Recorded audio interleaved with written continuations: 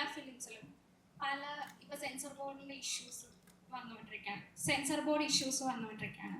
കേരളത്തിൽ പുതിയ മിക്ക ഫിലിമിലും പുറത്തിറങ്ങുമ്പോൾ പല പേരുകൾ അത് വെട്ടിക്കളയണം, അതായത് കട്ട് ഓഫ് ചെയ്യണമെന്നൊക്കെ പറഞ്ഞിട്ടുള്ള കുറേ നിരവധി പ്രശ്നങ്ങളൊക്കെ വരുന്നത്. അതൊരു ട്രെൻഡായിട്ട് മാറി.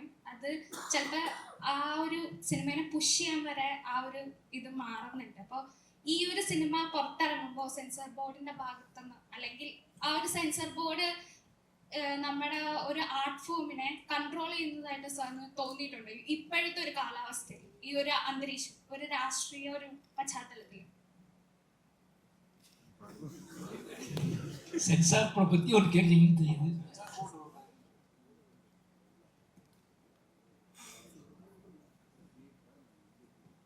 சரி, நான் புரிஞ்சதை வச்சு சொல்கிறேன். ஓகே, சென்சார் போர்டுக்கும் எனக்குமான சென்சார் போர்டுக்கும் எனக்குமான அனுபவத்தை கேட்குறீங்க. ஓகே ஓகே, அவ்வளோதானே? ஓகே சரி. ஏன் சென்சார் போர்டு வேணுமான்னு கேட்டால் வேணும். சென்சார் போர்டு இல்லாமல் கண்டிப்பாக நம்ம மனிதர்கள் நம்ம சமூகமாக சேர்த்து வாழ்கிறோம், கூட்டு வாழ்க்கை வாழ்கிறோம். நிறைய முகன்களோட, நிறைய வேறுபாடுகளோட, நிறைய பிரிவினைகளோடு தான் வாழ்கிறோம். நமக்கு நிறைய நம்பிக்கைகள், வேறு நம்பிக்கைகள் இருக்குது, வேறு என்ன சொல்கிறது, வாழ்க்கை முறை இருக்குது, சூழல் இருக்குது. ஆனாலும் சேர்ந்து வாழ்கிறோம். அதனால் இதையெல்லாம் முடிவுக்கு எல்லாத்துக்கும் பொதுவானதாக மாற்றுறதுக்கு ஒரு சென்சார் போர்டு அவசியம். ஆனால் அது பொதுவாக மாற்றுதா அப்படிங்கிற கேள்வி தான் இங்கே முக்கியமானது. ஓகேவா? அப்போ எனக்கு கேட்டால் சென்சார் போர்டு கண்டிப்பாக வேணும். சென்சார் போர்டு இல்லாமல் இயங்க முடியாது. எனக்கு சென்சார் போர்டோட நான் சென்சார் போர்டை புரிஞ்சுக்கிட்ட விதத்தில் என்னென்னா, நான் சென்சார் போர்டை கன்வின்ஸ் பண்ணியிருக்கேன் நிறைய. எனக்கு சென்சார் போர்டு பெரிய முரண் கர்ணனில் மட்டும் தான் நிகழ்ந்துச்சு. பட் அந்த கர்ணனில் நிகழ்ந்ததுக்கான காரணம், கர்ணனில் மட்டும்தான் அவங்க எனக்கு சென்சார் போர்டில் ஒரு பெரிய இஷ்யூ கொடுத்தாங்க. அதோட அந்த கர்ணனோட கிளைமாக்ஸ், அந்த கலவரம், அந்த வன்முறை, அப்போ கர்ணபிரான், கர்ணன், அவங்களோட வார், இந்த சேஞ்ச் ஆஃப் வார், இந்த கர்ணனுக்கும் கண்ணபிரானுக்கும் நடந்த ஒரு வார் நான் இதுக்கு அதை கிரியேட் பண்ண ட்ரை பண்ணேன். அந்த வாரே நான் ஃபர்ஸ்ட் ஸ்கிரிப்டே கண்ணபிரானுக்கும் கர்ணனுக்கும் நடக்கிற வாராக தான் மாற்றிருந்தேன் நான். இது எல்லாமே அதை புரிஞ்சுக்கிட்டு அது கொஞ்சம் சில மாற்றங்கள் நடந்துச்சு. அதை தாண்டி வந்துட்டேன். பட் நான் ரொம்ப சந்தோஷப்பட்டது சென்சார் போர்டோட அவசியத்தை புரிஞ்சுக்கிட்டது என்ன அப்படின்னா, பைசனில் எனக்கு கட்டே கொடுக்கல. நீங்கள் நம்பவே மாட்டீங்க, இவ்வளோ ப்ரெஷரான படம்னு நான் ஒரு படத்தை எடுத்துகிட்டு போகும்போதே பயந்த படம்னா பைசன் தான். கர்ணனுக்குலாம் நான் பயந்துக்கிட்டுலாம் போகல. அது ஒரு கமர்ஷியல் ஒரு ஹீரோ படம் தான், அதில் அங்கே சமாளிச்சலான்ட்டு போனேன். நான் பைசனுக்கு நான் பயந்து நடுங்கிட்டு தான் போனேன். என்ன பண்ண போகிறான்னு தெரியும். தூக்குறதுக்கு எனக்கு எதுவுமே கிடையாது.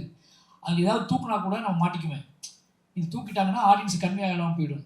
அப்போ என்ன பண்ணுறதுன்னு தெரியாமல் பயந்துட்டு தான் போனேன். உள்ளே போன உடனே 3 வார்த்தைகளை மியூட் பண்ண சொன்னாங்க. மியூட் பண்ண சொல்லிட்டு யூஏ கொடுத்துட்டாங்க எனக்கு. அவங்க இன்ஸ்பயர் அவங்க போன உடனே குட் ஃபிலிம், ரொம்ப இன்ஸ்பயராக இருக்குது எங்களுக்கு, ஒரு 3 வார்த்தையை மட்டும் தூக்குங்க, இவங்களுக்கு தாண்டி அவங்க எதுவுமே சொல்லலை. அப்போ என்ன அப்படின்னா, ஒரு படைப்பு நமக்கு அவங்க மேலே சென்சார் மேலே நமக்கு ஒரு எப்பவுமே ஒரு விஷயங்கள் இருக்குது நமக்கு. நம்ம அது கவர்மெண்ட்டாக பொலிட்டிக்கலாக நம்ம நிறைய யோசிப்போம், ஒத்துக்க மாட்டாங்களும் நம்ம பயப்படுவோம். ஆனால் அதை தாண்டி அந்த ஆர்ட் ஃபார்ம் நிகழ்த்திட்டு வச்சுக்கோங்களேன், அங்கே நிறைய பேருக்கு இருந்துக்கலாம் கருத்துக்கள். அவங்க 7 பேர் இருக்காங்க மெம்பர்ஸு, அவங்க 7 பேருக்கு ஒவ்வாத கருத்துக்கள் இருந்துக்கலாம். பட் ஃபைனலி ஒரு டிசிஷன் பேசும்போது, இந்த படம் தேவைதானே, இந்த படம் முக்கியம் தானே, இந்த படத்தை நீங்கள் எப்படி தூக்குவீங்க, அதை கட் பண்ணால் அது இல்லாமல் போயிடுமே, இதை கட் பண்ணால் அது இல்லாமல் போயிடுமே அப்படின்னு ஒரு டிஸ்கஷன் நடந்திருக்கும்ல. அந்த டிஸ்கஷனை நம்ம கிரியேட் பண்ணியிருக்கோம். அப்போ நமக்கு அது பெரிய சந்தோஷம் என்ன அப்படின்னா, நம்ம படத்தை எல்லா அதிகாரத்தோடும் கட் பண்ணக்கூடிய ஆட்கள் இருக்கும்போது, இப்போ நீங்களாம் பார்வையாளர்கள், நீங்கள் என்ன சொன்னாலும் நல்லா இருக்கு நல்லா இல்லை நான் கேட்டுக்குவேன், கேட்காம போவேன். ஆனால் அங்கே அப்படி இல்லை. அந்த 6 பேரை வெட்டி துட்டுத்தோட தூக்கி போட்டுருவாங்க படத்தை.